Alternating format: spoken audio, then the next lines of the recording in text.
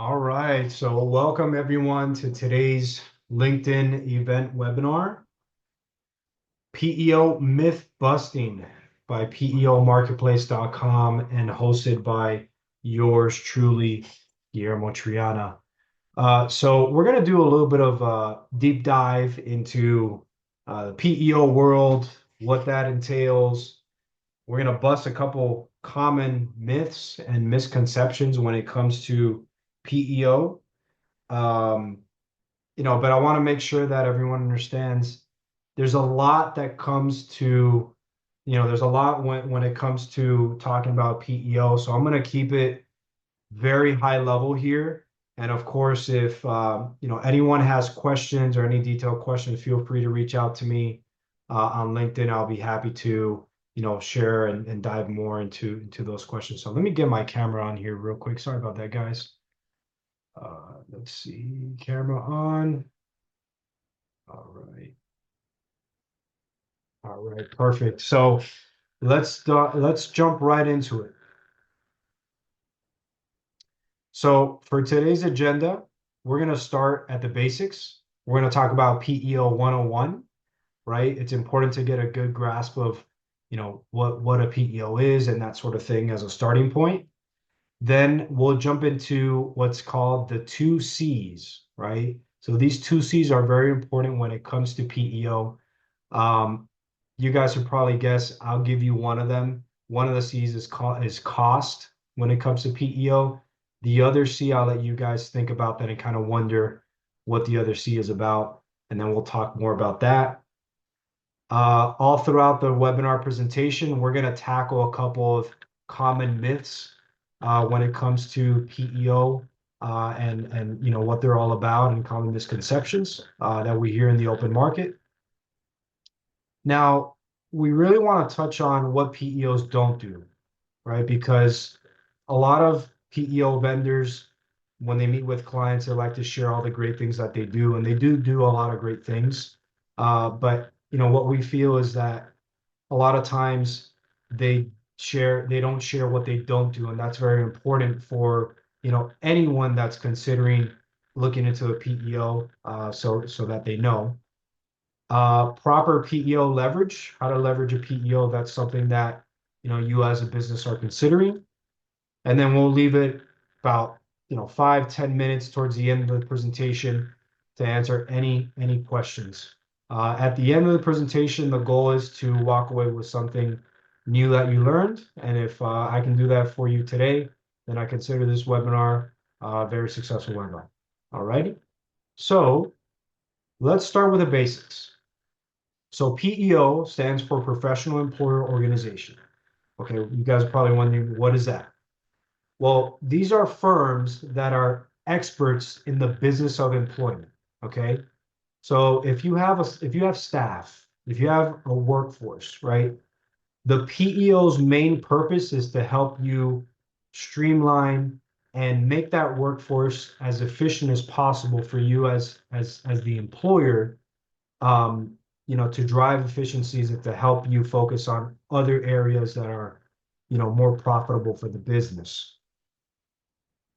Additionally, PEOs, they have a little backstory here. So the PEOs, they started in the 1960s, okay?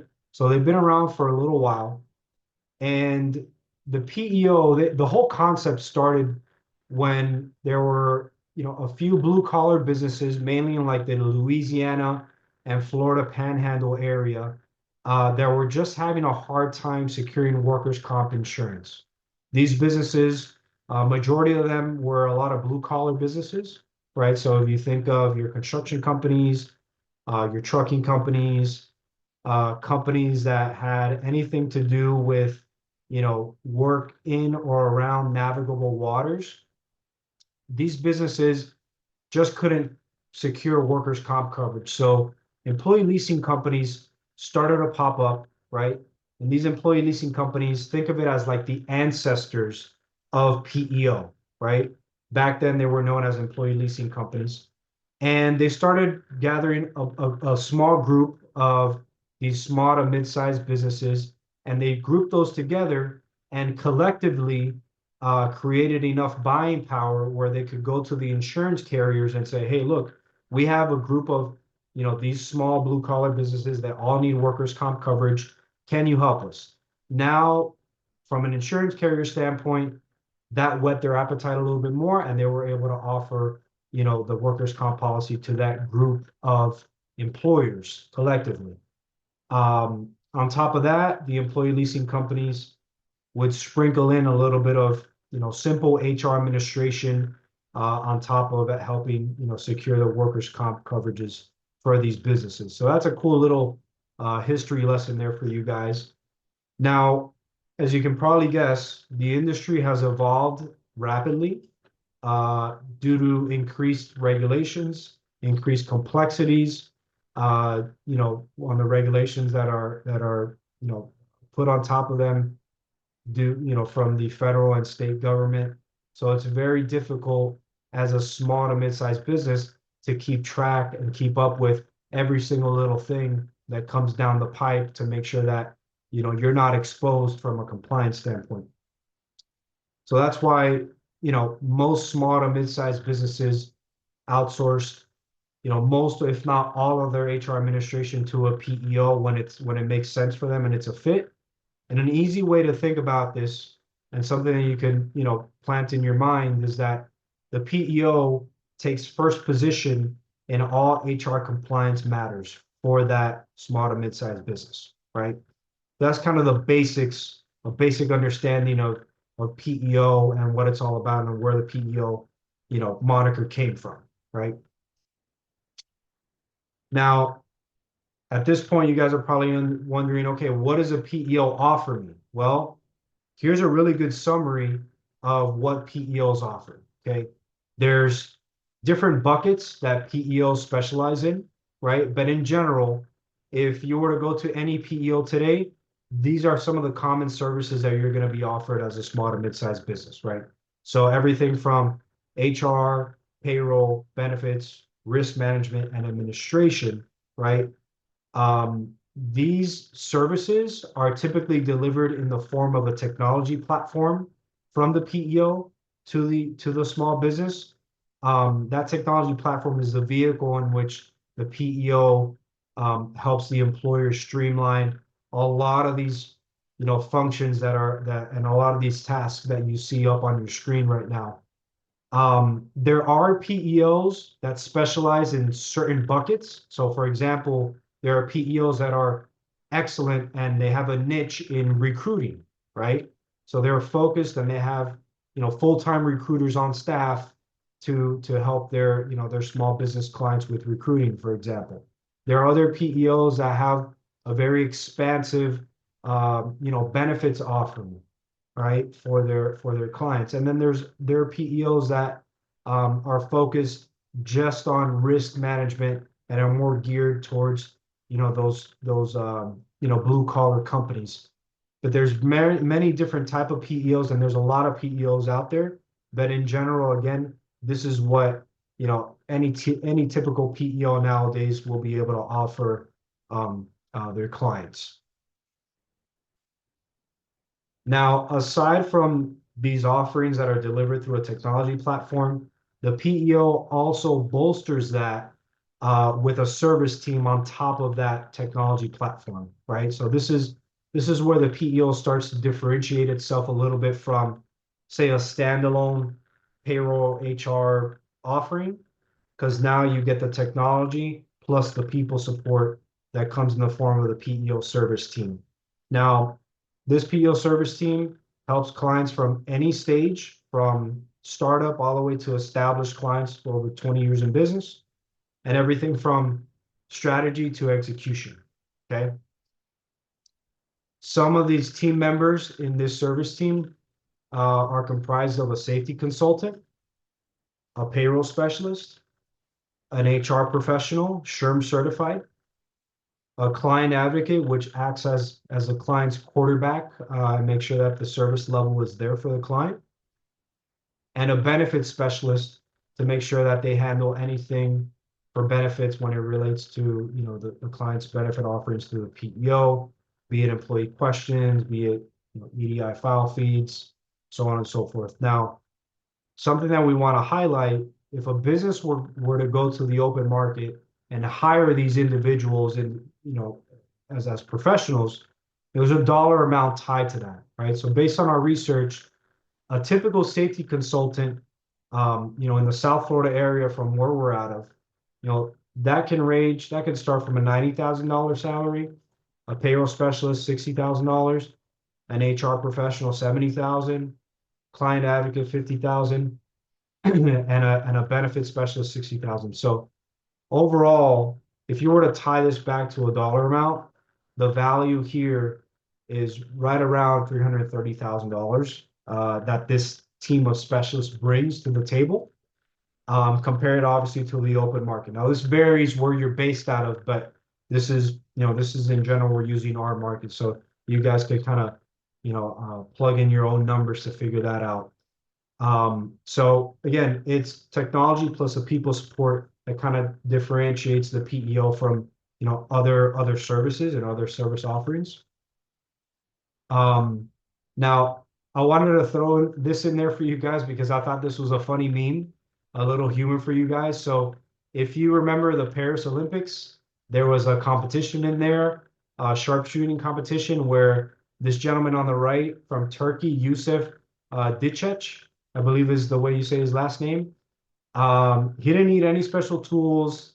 I believe he finished in second in the Paris Olympics, but this is a funny representation of PEO compared to other siloed and standalone offerings that some clients may have today.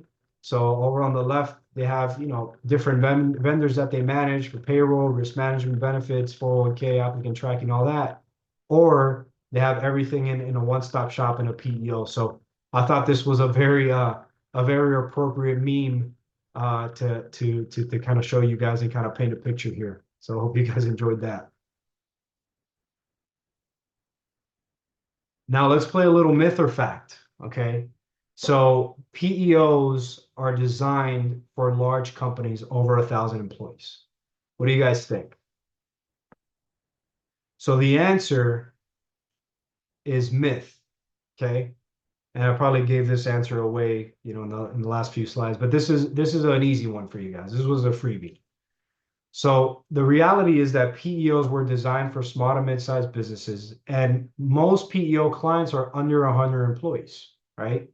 And you see this because again, the typical scenario is you have a growing business, maybe probably around 30 to 40 employees that they're too big to act like a small business, but they're not big enough to act like a bigger business, right? So they're kind of like a weird in between, and at the same time, they might not have the capacity or the financial bandwidth to hire a full-time, HR generalist to handle everything for them. So that type of scenario is where you see a lot of PEOs delivering value, and that's why it's typically under 100 employees. In a general sense, there are companies that are larger than 100 employees that use PEO, and there are companies that are as small as 5 employees that use a PEO. I would say it's not strictly driven by employee size. It's driven by the use case and the different scenarios for the business, right? So there needs to be a conversation that's had to really understand if PEO makes sense for the business. Now let's talk about the two C's. One of those two C's that I gave you in the very beginning is cost. I want to kind of illustrate what cost looks like and how PEOs bill for service for their clients. And then also the other C is co-employment, right? So that term co-employment, you may or may not have heard of it. It's unique to PEO and it's very special, and you only find it in the PEO world. And I'm going to share with you what exactly that co-employment term means. Okay. But first, let's start off with PEO cost here.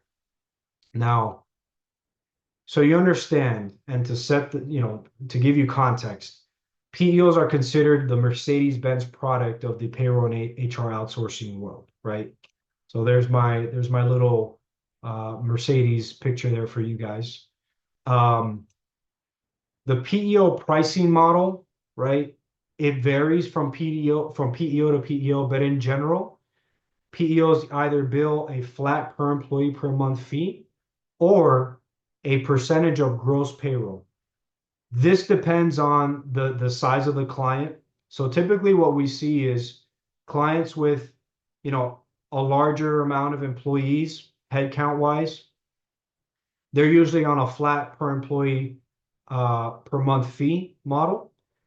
And clients that are smaller in size are usually on a percentage of gross payroll. Um, but it could vary, right? This is not set in stone, just giving you guys a general idea of, how PEOs bill for their services. PEOs also present this pricing either bundled or unbundled, meaning, um, bundled as in one all-inclusive price for all the services that they're offering, or they unbundle it and they line item out all of the different services and the different fees that the PEO would bill for their services.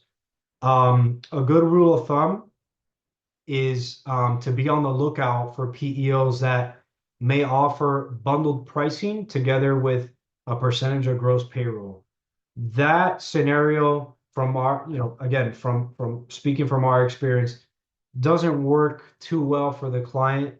Because some PEOs they bake in additional fees in there. Obviously, they're in it for the profit, but it's important to, know exactly, what you as a business or your clients would be paying for.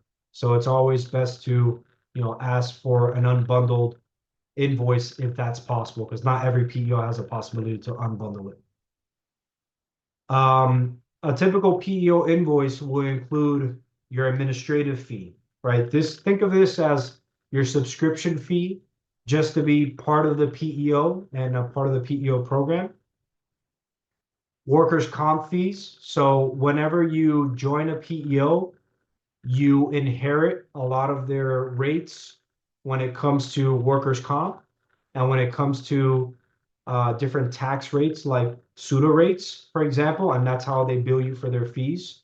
Um, it's important to know when it comes to the pseudo rates, those rates are determined by how well the PEO is handling their unemployment claims, right, for all their clients, and also what states they are operating in and what states the business or their clients are operating in. That all has to be taken into consideration when looking at the different pseudo rates. Um, and then there's other miscellaneous fees as well that PEOs may or may not include. But in general, these three fees here are your variable costs when it comes to PEO billing and PEO quoting for that matter. The industry average, right, for PEO costs is between $1,000 to $1,200 per employee per year. That's what that PEPY is. Now, take this with a grain of salt because obviously this depends on the size of the client and how complex their needs are. But in general, this is typically what they're looking at. Obviously, the larger the client, the less this PEPY estimate is. The smaller the client, it could be around this estimate or even more. Just depends, right?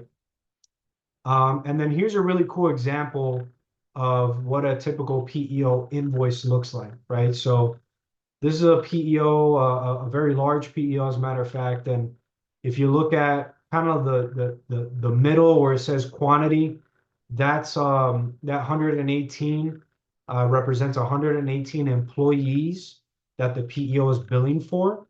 Um, and kind of like what I just talked about, the administrative fees, you'll see that in the PEO invoice. A miscellaneous fee, next day processing fee, you see that. That's categorized for miscellaneous fees. And then you'll see, kind of down at the bottom, kind of midway, state unemployment insurance, and then down at the bottom, workers' compensation. This is what a typical PEO invoice looks like. unbundled, right? So you see the line items and then the cost pertaining to each based on the rates that the PEO is billing that business or that employer with 118 employees. So I hope that helps you guys understand, what a typical PEO invoice and typical PEO cost looks like.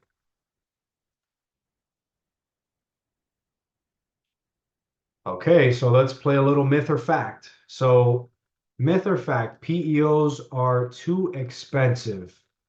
What do you guys think? PEOs a little expensive from what you see? The truth is, cost is relative. Okay, that's a little curveball I threw you guys. So, there's a common fear for outsourcing HR, and this ties back to a lot of the misconceptions that are out there about PEO, in our opinion. But PEOs most of the time can deliver measurable cost savings for health benefits, insurance, workers' comp insurance, HR compliance, unemployment costs, that sort of thing. You know, Typically PEOs that are on a PEO uh, grow 7 or 9% faster and are 50% less likely to go out of business. And these are not our stats. These are stats from, you know, the National Association of Professional Employer Organizations. So they actually have a really neat white paper that they published probably last year.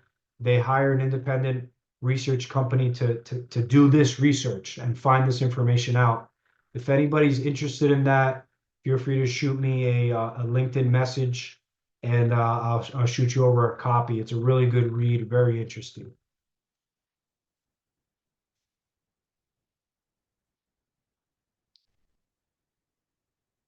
All right. So the second part of our C's today is co-employment. What is it? Okay. So co-employment for a lot of small businesses is something they haven't heard of before. And, when they hear it, they kind of, from what we've seen, they kind of get a little apprehensive and they put their defenses up because, oh, what is co-employment? That sounds like a legal term. Well, it is.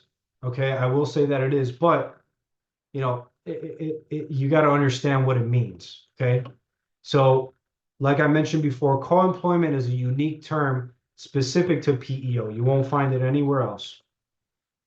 It's actually a contractual relationship between two entities, such as that small business, small mid-sized business, and the PEO.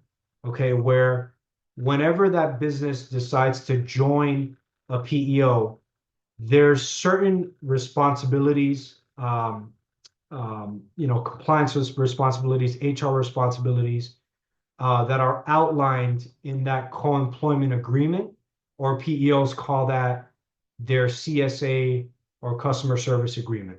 Okay. Typically, these agreements last for about a year, right? So the PEO wants to make sure that the client is committed for at least a year for their services.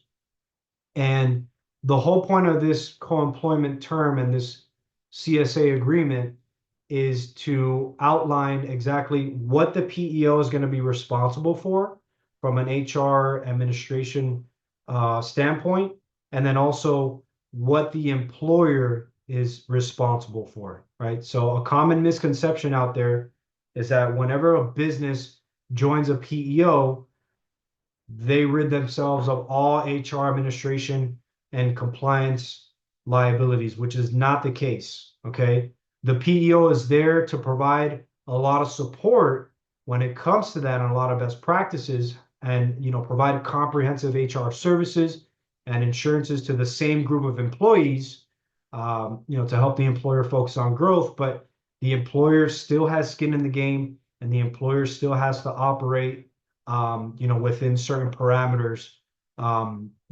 that's set by the state and federal government, right? So here's a snapshot, a quick little snippet of what that co-employment agreement looks like. This is from another PEO provider. If you look at the second row that says includes, the detailed description says co-employment of your employees and a bundled solution allowing you to outsource HR functions described in sections 1 and 2 of the terms and conditions. So as you can tell, and as I was saying before, the PEO likes to make sure that everything is in black and white and it can be read in their terms and conditions. So it's also important for the business and the employer to review this and read this to make sure that the PEO and themselves, that they're aligned with what they're looking for, and making sure that the PEO is going to provide the services that they're expecting, right? This is a must do.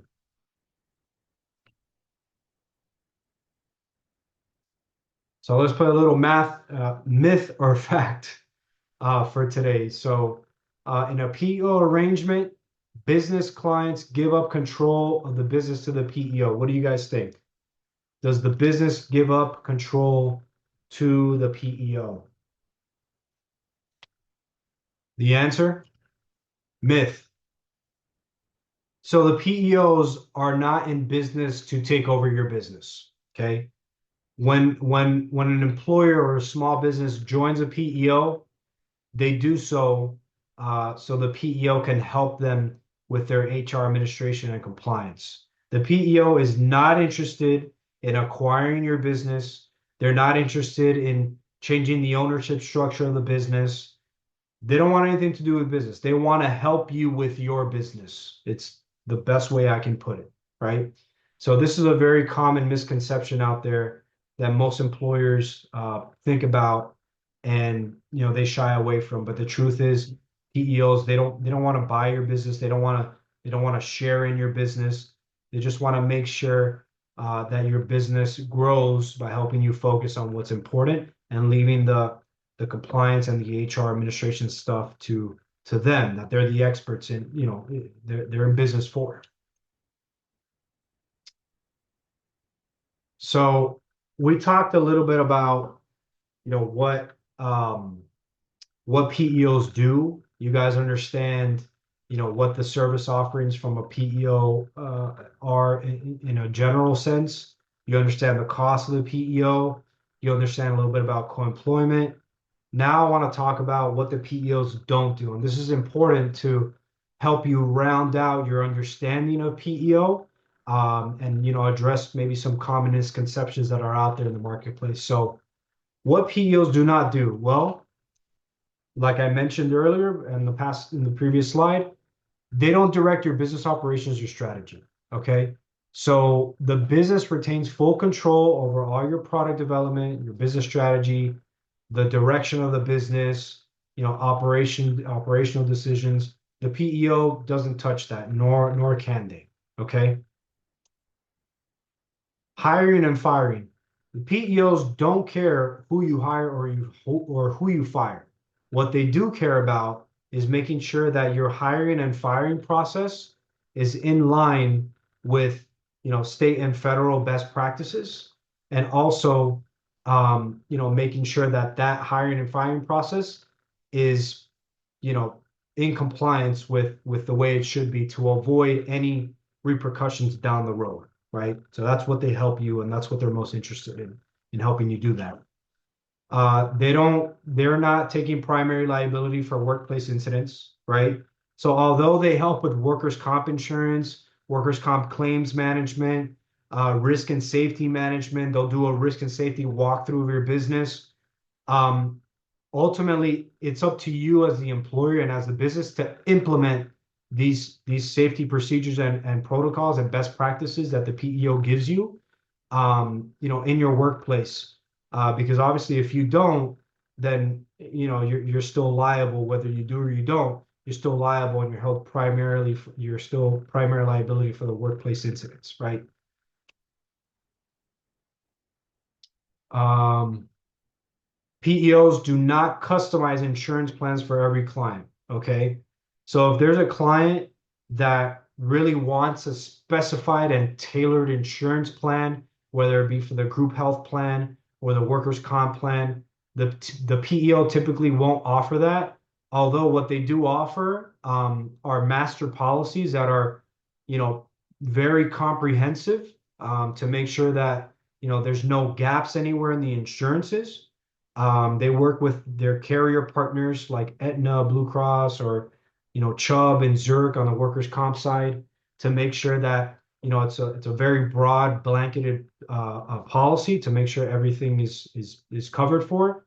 But when I mean, customized insurance plan, clients can go in there and say, hey, I like this specific medical plan, but I want to change the deductible. They're not going to change the deductible for that specific plan. It's, it kind of, it is what it is, right? However, PEOs typically offer, a lot of different options. So that's something to think about. But if there's a client that's, looking for a specific tailored solution, then a PEO may not be a fit, right? PEOs don't offer financial advice. The PEOs, they do become the TPA. Some of them do become the TPA when it comes to 401k record keeping and all that stuff. But um, they're not going to help an employee choose an investment vehicle or, tell them where to place their money. They're not financial advisors. Although the PEOs have the flexibility, a lot of them do, to let the business or the client pick their own financial advisor. So a lot of PEOs do that. Legal representation, the PEO will not represent you in court. That's what you have attorneys for. However, the PEOs will assist with compliance documentation to help with any regulatory issues, or, if you do end up going to court, that's part of the value that the PEO brings. Everything should be documented and accounted for, especially if it has anything to do with HR, employer-employee liability. Changing company culture. The PEO does not change your company's culture, right? The culture is ultimately at the direction and at the discretion of the business's leadership team. What the PEO will do is will support and nurture and develop that company culture, whatever, that leadership team decides to implement, right? So this is a very common misconception, especially amongst the HR population, saying, oh, the PEO is going to come in here and change our culture. No, that falls on you as the business. The PEO is there to enhance it, if anything, and that's why, they offer that service team and that HR person with that service team to work with that business to help, foster that company culture, right? So they're not there to change the company culture. I hope that was helpful as far as, what PEOs do and don't do. Real quick, because we have about 5 minutes left, just want to go through how to leverage PEOs, to properly leverage the PEO if it makes sense for you to do so. I have a quote that I like to say is choosing a PEO is like choosing a dance partner, right? Both partners have to be aligned and with one another and synced with the music at every step, or risk tripping over one another, right? So it's very important to do your due diligence and making sure you find the best fit PEO for your business, if indeed PEO is the way you want to go. But in order to properly leverage a PEO, you got to look at a couple things, right? So first, you want to find a PEO that's going to help offload things off your plate and help you focus more on your core business, right? That's one of the main reasons most businesses outsource HR to a PEO, to get stuff off of their plate, not to have to do more things because they joined the PEO. Okay. So that's number one. Compliance and risk management. So again, this is something that the PEO specializes in. If this is an area where, the business finds itself lacking and they really need to focus on, there are PEOs out there that are highly specialized in compliance and risk management, and they have niches based on the type of industry, right? So there are PEOs that focus on hospitality. There are PEOs that focus on construction. There are PEOs that focus on, white collar businesses. So it's important to, make sure you do your diligence and match up with those type of PEOs if that's something that you're looking to do. Access to better benefits. So this has a little asterisk here, just because better benefits. Yes, PEOs will typically offer Fortune 500 caliber benefits, but the better benefits ultimately depends on your demographics, right? As an employer. Um, Cost savings, there could definitely be cost savings within a PEO, whether it be cost savings through the insurances or cost savings through unemployment claim rate reductions, or HR compliance. So there's could definitely be avenues for cost savings in the PEO.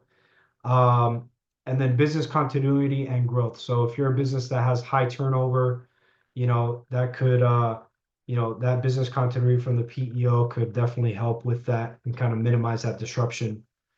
Um, Common pitfalls to avoid: misunderstanding co-employment. You got to make sure you understand that before even considering a PEO. Choosing the wrong PEO could have, consequences down the road when you don't align with the PEO, they don't follow through with their promises or expectations are not met. Inadequate integration of HR services. So a lot of businesses like to use third-party systems as part of their operations. It's important to understand if the PEO has the capability to integrate with those operation systems that the business is already using. And the whole point is to streamline and have everything as seamless as possible between the different systems so they talk to each other. And then overlooking costs beyond ROI, beyond hard dollar costs. You also have to look at soft dollar costs. Like, for example, how much time would I gain back by outsourcing this to a PEO? That's one scenario that we see very, very often. So that's about it for us and this presentation. I really appreciate everyone hanging in there and kind of going through our myth busting session here with PEOs and everything that has to do with it. Feel free to reach out to me on LinkedIn. Unless anybody has any questions, I'll open up the chat here. Um, so feel free to share any questions. Otherwise, like I said, please follow us. If you enjoyed this, actually, we have a question here. Hey, Janet. All right. So, do PEOs have a performance guarantee? Um, so there are different PEOs that have something called ESAC accreditation, right? So ESAC is a bond performance for the PEO to make sure that the PEO is not going to go belly up and they're not a fly-by-night PEO. And this is something that, helps clients sleep a little bit better at night. It's an industry accreditation. So yes, there are PEOs that have performance guarantees. I hope that answers your question. So if you have any other questions like that, feel free to reach out to me. I know we're coming up on the minute and the presentation gonna die down here. So again, thank you everyone. Appreciate it. And I hope to see you in the next one. Take care.